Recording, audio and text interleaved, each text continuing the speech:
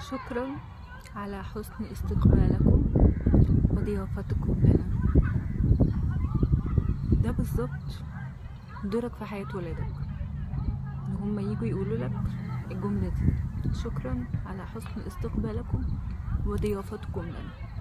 انت كبارنت، اب ولا ام، طبعا الناس ولادهم اغلى حاجة في حياتهم، طبعا دي نعمة كبيرة للاتنين، بس مين اللي بيسعى عشان يجيب التاني؟ فانت كل مسؤوليتك بتتلخص ان انت تحافظ على املهم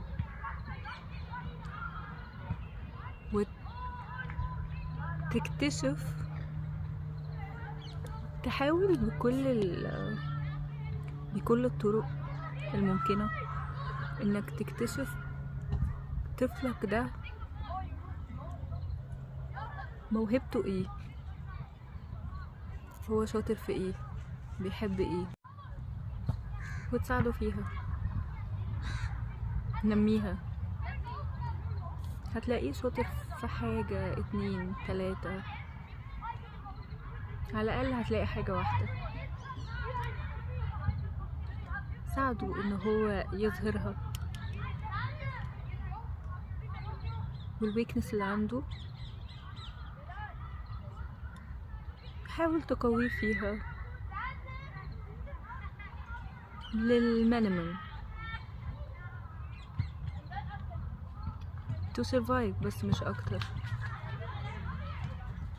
وعلمه ان هو يتعايش معاه عادي، هو انسان، مفيش انسان كامل،